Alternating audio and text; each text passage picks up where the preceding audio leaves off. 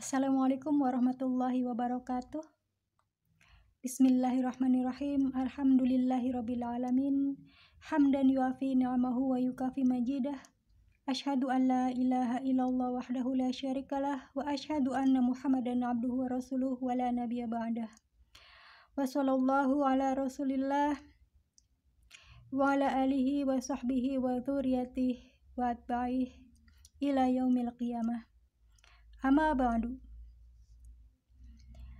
Dengan channel Tukang Kebun dan Kucing yang setia di sini, alhamdulillah wa syukrulillah kita bisa berjumpa kembali, dan pada kesempatan kali ini saya ingin mengetengahkan sebuah bahasan yang saya beri judul 3 golongan yang beruntung di detik-detik perjalanan menuju akhir zaman.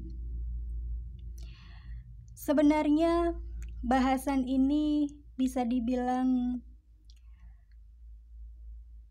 agak cukup jauh jika dihubungkan dengan bahasan kita mengenai budak angon atau satrio piningit.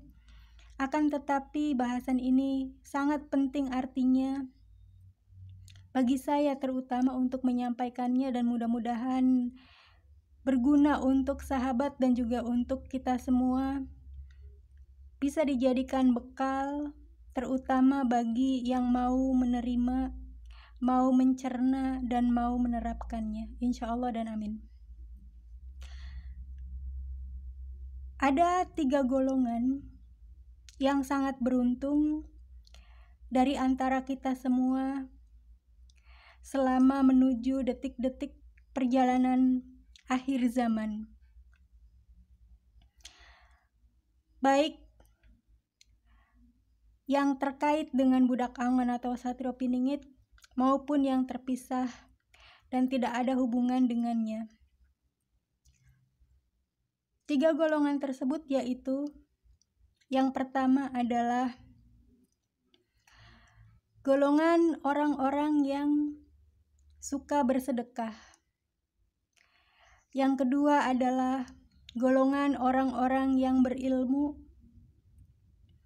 Dan yang ketiga adalah golongan orang-orang yang menghafal Al-Quran atau memiliki hafalan Al-Quran.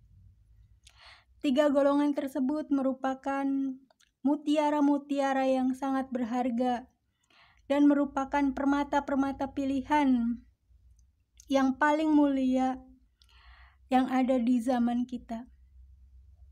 Sehingga zaman berakhirnya golongan orang-orang baik dan tersisanya golongan orang-orang yang tidak baik, guna menghadapi keriuhan, keributan, hiruk-pikuk akhir zaman. Dari antara 3 golongan tersebut, ada 1 golongan yang usianya hanya tinggal beberapa era saja, terutama golongan ini sangat mungkin akan berakhir di era Sang Ratu Adil berkuasa.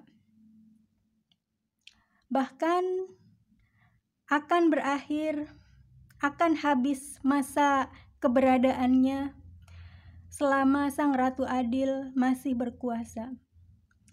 Golongan tersebut yaitu golongan orang-orang yang suka bersedekah. Mengapa golongan ini usianya akan segera berakhir? Bukan karena orang-orangnya yang kemudian berakhir meninggal dunia, akan tetapi kebutuhan zaman terhadap amaliyah tersebut akan tertutup segera setelah masa kepemimpinan beliau Sang Ratu Adil berada di puncaknya. Mengapa? Karena pada masa itu manusia tidak lagi membutuhkan sedekah. Itulah yang di dalam hadis Rasulullah digambarkan bahwa pada zaman itu orang saling tolak-menolak dari yang namanya sedekah satu sama lain, sehingga manusia sangat sulit mencari mustahik bagi sedekahnya, baik itu sedekah biasa maupun zakat. Oleh karena itu, Saya merasa sangat berkepentingan untuk menyampaikan materi ini agar siapapun di antara kita yang suka bersedekah, saat ini adalah masa-masa keemasan kita untuk memperbanyak sedekah itu.